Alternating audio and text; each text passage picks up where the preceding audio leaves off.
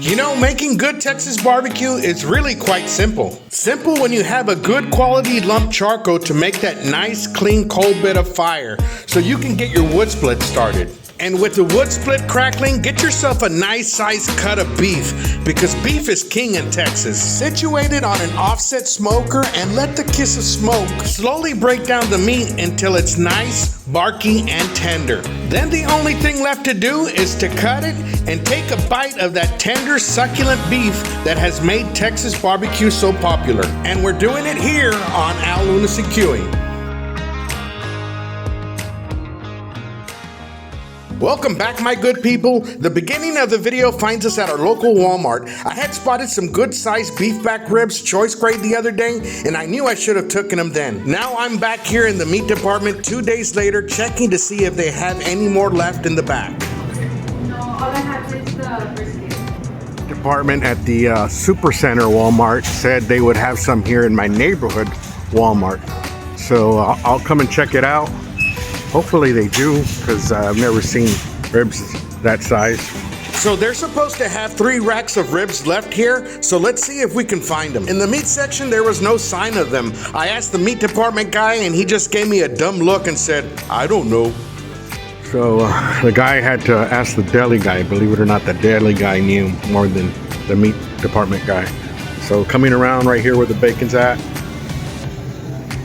here we have them. Look at that. Beef back ribs are the ribs that are cut away from the prime rib and the ribeye. So this is basically ribeye meat on a bone. So a lot of people don't like them because they say there's not enough meat on them, but I don't give a shit. The little meat that is on them is very juicy and flavorful. So they are definitely worth the bite for me. Just try and pick one that doesn't have much shiner bones showing. That's sometimes kind of hard because they try and harvest as much ribeye meat as they can from them. This one here looks like an excellent piece and size, so I think we'll take it. So just slightly over 5 pounds of this beefy goodness. Man, I'm excited. So as I mentioned before, these are choice grade beef back ribs. Now this brand, Excel brand, is what you'll find at your local Sam's or Walmart. I don't recommend the select grade of this brand because I really haven't had any good results with them. However, the choice Angus beef is excellent and it has produced good results. I don't anticipate that there'll be much trimming to do, but let's open it up and see what we're working with. So the first thing we'll do is score the membrane on the back in a cross-cut pattern. I don't recommend taking off the membrane on beef ribs because I've had them fall apart on me before. Once we are done, we are going to use a combination of binders. Starting with W sauce first, we will spread it around. Then we will follow it up with some olive oil. So this here is a container for oil. The pretty cool thing about it is that you can open the top to pour the oil on your food, and if you close it up, you can also spray it on your food. Works great for a binder applicator. I'll have the Amazon link along with the links of other products used in the video description below. Now we are going to turn the ribs over and repeat the process of applying the combination binder of olive oil and W sauce to our ribs. Now what I like about this combination of binders is that it gives you that shininess, moisture, and pre-bark color that you look for in Texas style ribs. With our binders applied, it's time to season our ribs. What I really like to use on beef back ribs is American Pitmaster Company's brisket rub. It's a nice coarse rub that really blends well with this particular cut of beef. Now on the non-presentational side, we apply a little of the rub on the knuckles of the ribs, then we follow it up by applying some on the membrane. We want all parts of the rib to have flavor, so we pat it in once we are done.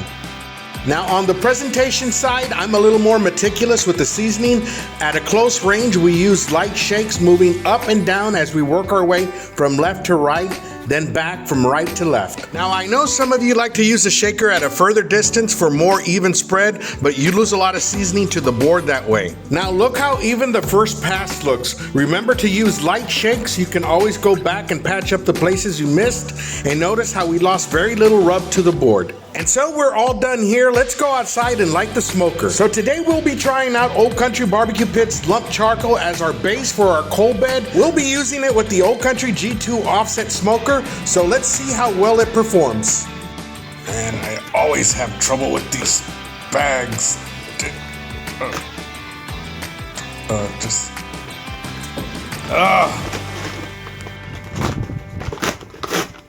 So once we get the bag open, I sorted through the pieces of lump. They were good sized pieces. The bag said it's made with oak, and I did notice the oak in it, but I want to say that there was some other type of wood used as well. Maybe mesquite?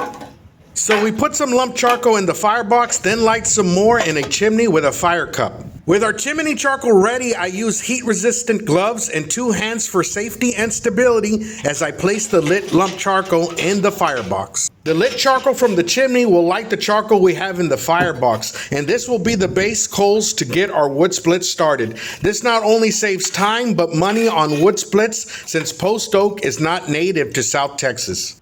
And look how quickly the lump charcoal gets the wood split lit. As for the Old Country lump charcoal, it burned hot and clean. It didn't pop like normal Mexican mesquite lump charcoal does. This could be because the usage of oak.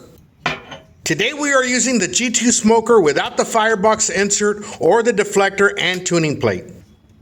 Look at this huge piece of meat, man. I can barely hold it with one hand.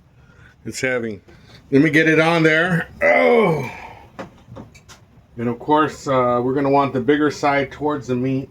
So I'm going to rotate it this way. Midway, I'll go ahead and rotate it again.